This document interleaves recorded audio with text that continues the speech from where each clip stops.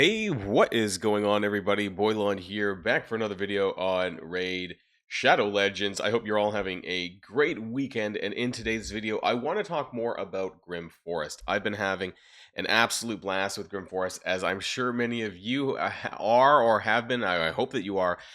In today's video, though, I want to talk more about how you can proceed and clear through most of Grim Forest, honestly, at a much easier pace if you build a certain way. Now, for some people, this might be too late in some cases because depending on what bonuses you choose as your level up, I do feel that there's one stat in particular that makes this an absolute cakewalk. I've used a vast variety of different characters in this to help me going, but like honestly, I have it's been really easy. I think maybe easier than some people have even said because of a particular stat that I decided to buy for my level ups. So I guess maybe if you're someone maybe who's been doing a little bit of Grim Forest normal and you haven't quite stepped into say hard mode yet, I think for sure what I'm going to tell you is going to work on both difficulties, but definitely it's made hard a lot easier than what other people were telling me. We're going to be talking about all that and more in today's video, but before we get started, I do want to remind people that if you haven't started playing Raid yet, what are you waiting for? Download using the QR code in the top to get Narma the Returned absolutely free, recently reworked as well. And these three amazing epics, Allure, Tagore, and Ruella at accounts level 10, 20, and 30. And don't forget to use the promo code Demon Slayer to get Tholan Falbeard, an amazing dwarf DPS legendary champion here within the first 48 hours of a brand new account. So what the heck am I talking about? Let's jump into Grim Forest. Now, I've done quite a bit. Have I done everything? No. I'm at 14 out of 15 charms for the chest. And just some transparency here, I am about 11 months into my account. Okay, so Grim Forest is Grim Forest hard specifically is not going to be for everyone. But if you have a decent array of champions, then I think, if you go around starting with the easy stuff first to make squad progress levels and you pick the right stuff, I think it's going to be a lot easier. So I actually recently, yesterday, I cleared out Leshen the Entangled one. I was super happy with this. I did also clear the other four, what I call them Titan bosses, but I guess they're called the Wandering bosses, Roaming bosses. That's what they're called. But I don't know. It sounds cooler if you call them Titan bosses because they're like the main extra bosses that you find throughout the map. Like there's one here on hard mode. They're just kind of scattered throughout. I forget where the other one's, somewhere around here in the middle, and then some ones on like the north side, I believe. There's three, and then the other one in the top left or so. So that's the ones there. And I've been finding this game mode really, really fun. But I have also noticed that certain stats are just better in my opinion. So I want to take a look at both my trait cards and my Curios. I want to kind of lay out basically what has helped me the most. Now, as far as the Curios go, though, I heard this is kind of random. So let me know in the comments down below if any of this matches with what you've got. Like, I heard there's more Curios than this. Like, is this the maximum actually? Like, is this the total amount that exists in the game? I haven't actually looked that far into it. Like, what am I missing? What Curios do I not have? And how does that vary between different players? Like, is it procedurally generated in that sense for the Curios? But there's a couple of Curios that I think are extremely powerful in Grim Forest, and I want to first start by talking about the Netherbite knife. And for the purposes of this, I'm just going to remove this so you can see the full screen.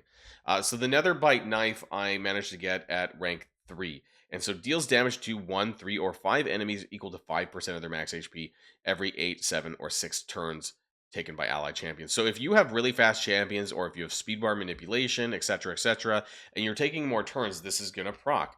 And 5% on a boss is quite a lot. And so one thing that I do want to point out is there is one of these bosses here that do have immunity to max HP damage. Where is she on the map here? She's somewhere down over... Oh my god, these maps. Here, her. Isheth. So Isheth is supposed to be immune to this max HP damage. It says right here, where is it on the passive?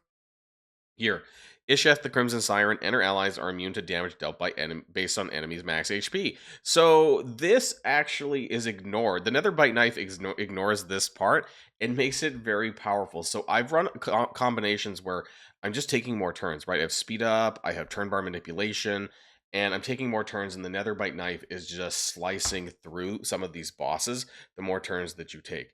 The other thing that I find really helpful on waves is this hypnotic statue. Unfortunately, I don't have it at rank 3, but places a stun debuff basically every 8, 7, or 5 turns. And I do find this pretty useful because it's a unresistible stun. The other ones, I mean, they're mostly stat based. I do find that this Dragon Astrolabe also really nice. That at the start of each ally's turn has up to 20% chance to decrease a random skill cooldown, which is pretty cool. So I've been making sure that I use this, and I wish I had more ranks in it. But this particularly here, the Rune Cipher, at the start of every 10th turn, places one of the following debuffs on 1, 3, 5, 1, 3, or 5 of random enemies: decrease defense, attack, speed, accuracy, crit damage, or crit rate, and it's unresistible. So this would be a lot of fun if I had this at rank 3, so that it would basically on a full wave, right? But this is also really good on bosses because it's unresistible as well, especially things like decreased crit damage and crit rate, which is things that you don't often find on characters. So these are just the curios that have helped me, and I just wanted to kind of point that out to you guys. But let me know if you prefer any other ones that I'm not using. But let's get back to what I was talking about with the stats. So you can basically see all the trait cards here behind me, right? And what I've seen to stack up, actually, I should have just, oh, that brings up the cards. Anyways, if I could zoom in a little bit more over here, but you can still see the screen, right? HP 55%, attack 120, defense 125, speed 12, resistance 520. So you might have seen on the thumbnail, this is actually what I'm trying to point out here, is that by stacking resistance, it is going to make your life significantly easier, if not completely easy, on certain bosses, aside from taking damage and things like this. But any bosses or even, the special enemy bosses, like the regular champion boss nodes, anything that involves debuffs or anything like that, your ability to resist that is going to be very critical, because it means that you don't really have, you can, to some extent, you can actually ignore a lot of the mechanics that characters have. If you're just resisting everything, then it doesn't really matter. And this would go for, I guess, anything even outside of Grim Forest, but it just makes it significantly easier when you can do it this way, right? Giving 520 extra resistance. I've seen people with well over 700. So mine's not even the highest it could get. Now, this is because I'm only level 25, and I still have, I don't know what the maximum squad is, maybe 30, how high I can actually go. So, and I didn't start picking up resistance until later, probably until about like level 8. So I think you could probably get this higher, right? As far as the trait cards, you can see that I picked up, largely I would pick up anything that had resistance on it. You can see defense and resistance here, and some of these go up by like 40 per pick. Like if it's a rare card, you'll get 40 resistance per ad. For the uncommons, I believe it's 20 or 30, and then the epics could get as much as 80 for the resistance ones. So that's 60 resistance, because I have this one here, Divine Sanctuary, defense 20%, resist plus 60. So if you get any rank ups for any of these in the epic category, you're getting like 60 a pop. And I don't think there's any more than the epic quality. I think it's just the green, blue, and purple cards. But yeah, basically, whenever you have the chance to pick up anything that has resistance on it, do take it. And this is going to be really easy on hard mode. When I go back and do it on normal, I'm going to do the exact same thing. I think I did one day. I have level 7 on normal, and I don't think I really picked up any resistance, because on day 1, day 2, I didn't really think about this.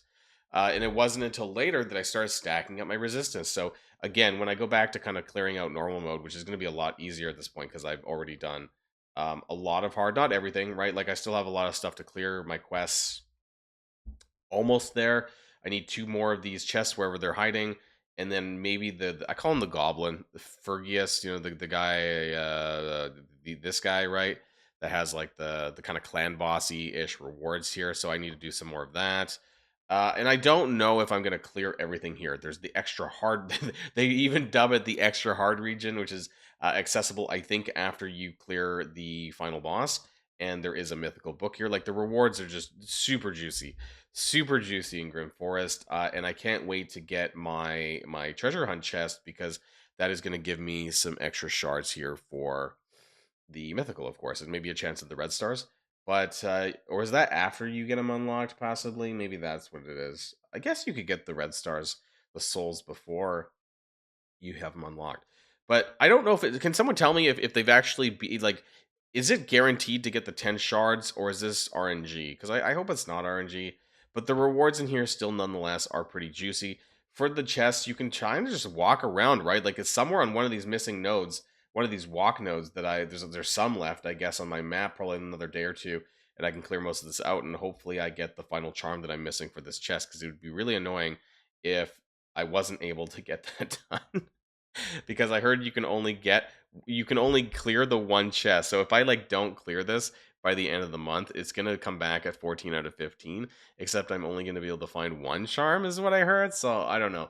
But I'm having an absolute blast with Grim Forest. I just want to let people know that like I was able to do the Leshen fight. Yes, I had some good characters, and I do have a decent roster.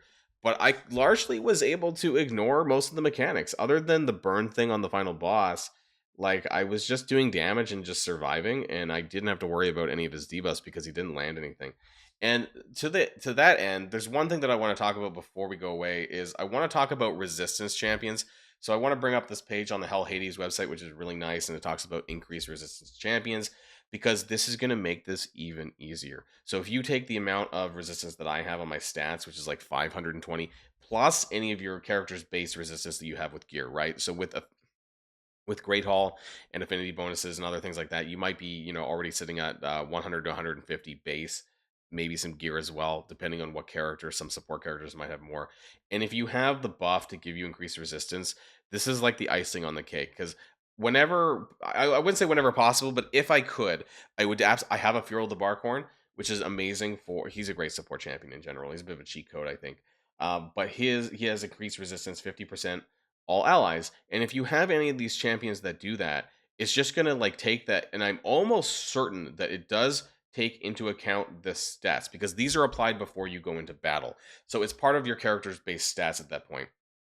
And the buffs that you get with the increased resistance is just going to take this, and it's multiplicative with the 50%. So you're getting, 50% of just this as a base amount, right, is going to take this up to about 780.